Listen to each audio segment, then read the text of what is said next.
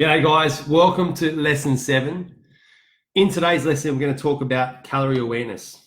First of all, we're going to talk about why being calorie aware is much better than counting calories. And towards the end of the lesson, I'm going to give you a big success tip, a tip that a lot of very successful people have used, and I'll give you an example of how it can be or how it has been used in the past. So that's really exciting. Stay to the end and make sure you catch that big success tip. So by now, what you will have realized or what you will have learned is all we're really doing with metabolic precision is systematically improving your metabolism and focusing on your metabolism before we start focusing on the body shape results. The cool thing is when you do focus on your metabolism, the body shape results come anyway, but they come and they stay. Where in another circumstance where you're not focused on the metabolism, quite often what happens is you lose the weight or you get the body you want and then it goes just as quickly.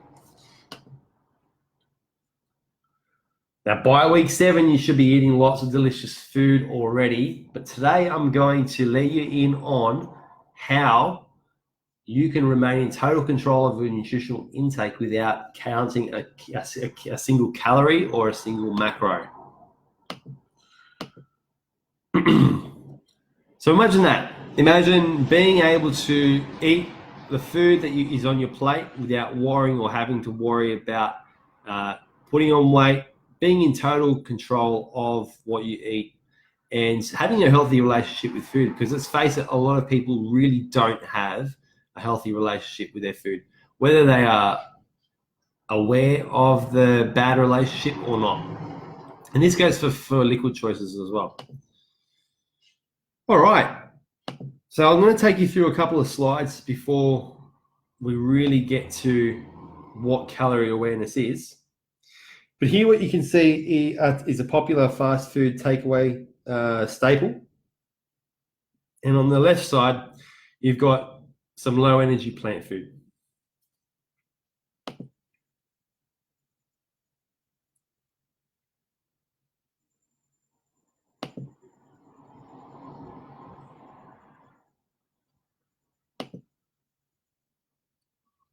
And you've got a complete meal.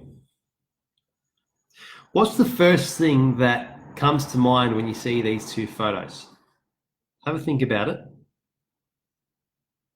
Maybe you want to share it in the comment section of this video or in a separate post later on. Now take note that this MP chicken salad has the secret dressing on it as well.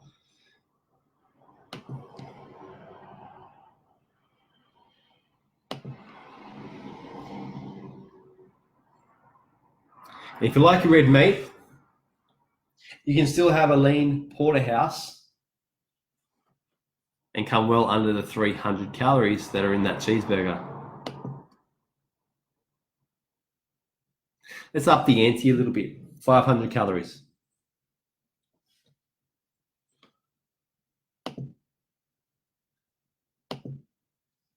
$700 calories. Tell me, could you chew through the amount of food on the left? How about the right? I know from experience that once you're able to eat a cheeseburger meal, that cheeseburger meal tends to turn into a Big Mac meal. And I even know in some circumstances, a Big Mac meal turning into a Big Mac meal and a cheeseburger on the side.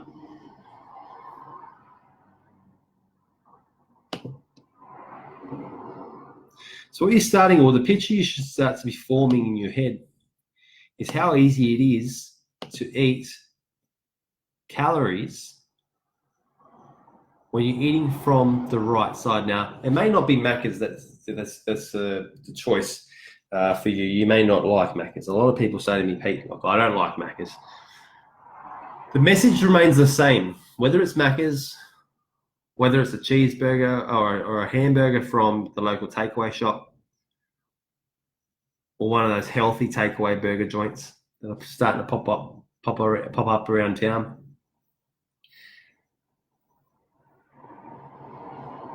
Have a look at the size difference between the food on the right and the food on the left.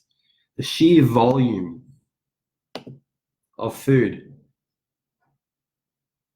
is on the left.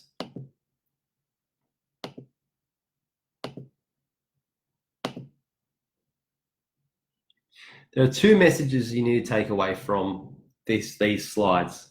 The first message is, if you're eating from the left, it's very hard to overeat.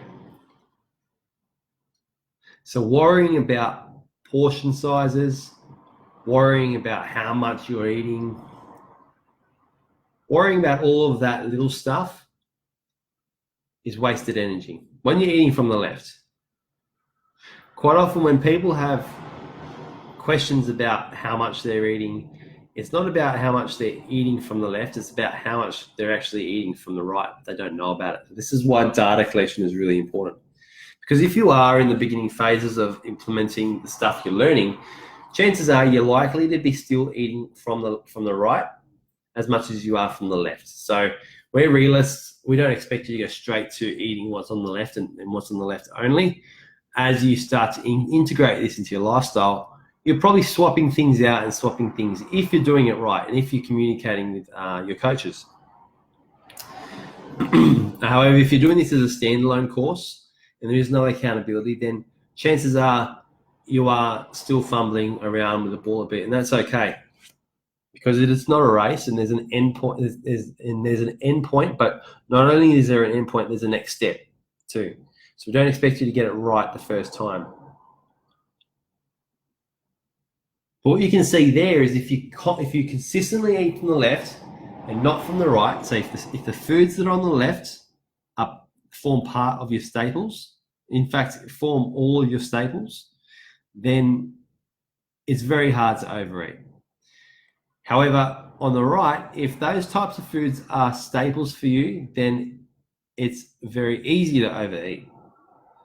Staples being if bread's a staple, chips are a staple, takeaway food's a staple. If those things are staples for you and you're eating them every day in most meals, then it's likely that you are overeating, and that's why you have the body shape that you have right now, or why you can't get to that next step. So that's the first message I wanted you to get from these slides. But there's another message, there's a hidden message. Let's just imagine for a moment, you've gone from eating foods from the right a couple of times a day. Again, like I said, it doesn't have to be McDonald's a couple of times a day, but let's say you go out for a cafe meal in the morning, you're grabbing a muffin on the way to work, and most days for lunch you do grab some sushi or some kind of healthy takeaway. And then dinner time, whether you have something prepared or not, will be the determining factor of if you do eat takeout or if you do eat something home cooked. But most of the time you probably do eat home cooked, 3 meat and veg, typical Australian diet. So let's say that that's what you've gone from, and all of a sudden you decide, all right, I'm going to start eating healthy. I'm going to start to swap out this takeaway habit that I have in the morning or at night. I'm going to start to swap out my little snacks for healthier meals, salads and stuff. And you take the massive leap. You take the massive leap from eating from the right to eating from the left. But your body is not ready for the amount of volume of food you need to get the same amount of energy as you were getting from the left. So two problems start to occur. First of all, you start to eat all of that volume and then you start to get feeling sick in the belly or bloated. Sometimes people fart a fair bit when they eat a lot of plant food very too soon, too quick. All of these things start to add to the uncomfortability, and this is why a lot of people fail. Further to that, if they're just not eating enough food from the left, if they eat the same size or same amount of food as they were from the right side now onto the left, you can clearly see that one plateful of that food a day would be hard to eat for most people, and it's not enough energy. There's not enough energy, and what starts to happen, or what begins to happen in the body, is what we call a fuel shift. You're used to eating what's on the right, now you're shifting to the left, and your body can't keep up. You get headaches, tired, drowsy, lethargicness. Sometimes you can get sick. These are what we call fuel shifts. And if you've gone too hard, too fast, then that's probably what's happening right now for you. You're at about week 7. If you've tried to completely overhaul your whole diet in 1 week or in 2 weeks, or even in the last 6 weeks, your body hasn't had time to catch up. And this is why we advocate a swapping in, swapping out approach, where you take one meal away and you add in a better meal. You take away a snack and you put something better in place of that. It's slowly but surely what doesn't tend to, but what happens is your body slowly adjusts to that fuel shift, and you can move forward and you can progress. If you've ever tried to diet in the past, whether it's right now or whether it's over the last few years or last decade, if you've ever tried to diet before and always got to a certain point and given into temptation, sometimes it happens for the silliest reasons. Chances are it's not a matter of willpower or motivation, but it's this. This is the underlying cause. You haven't addressed the fuel shifts. If you spoke to someone who's been working with an MP coach for 12 months or for 24 months, they'll tell you straight out that what they were eating and what they're eating now is much different. Much different. They'll likely be eating more, and they'll be eating more from the left side, and that's the ultimate goal. But it doesn't happen overnight. It happens over a long period of time. Long period of time being 12 months, 24 months, 36 months. Some people who do it for 5 years, okay, until they get to a point where it becomes a habit. This is the important part, is understanding and having a realistic expectation of how long it's going to take. So back on track. It's going to be pretty hard to overeat if you're eating from the left. So enjoy the food in the Cook Bible and just keep enjoying it, because it's very hard to overeat. So here are the take-home messages. You don't have to count calories if you're eating from the left. And the more MP Cook Bible's recipes you can incorporate into your daily regime, your weekly regime, the more variety you'll have and the better you'll stick to your good intentions. So to finish up, I want to just leave you with a thought. Where in the past you've probably focused on changing everything at once, focus on less to achieve more. Leo Babauta did all of this in just 2 years, and he did it using this way of task management. Focusing on less to achieve more, breaking things down into itty-bitty tasks that are manageable. So if you can't bear to shop all in one day, just shop, and then the next day chop, until you get into that habit where you can, and it's not so overwhelming. Or if you can't bear to cook up 20 meals at once for the whole week, cook up 10, cook up 5. Just get started in some way. Do something small enough so that you can actually manage the task.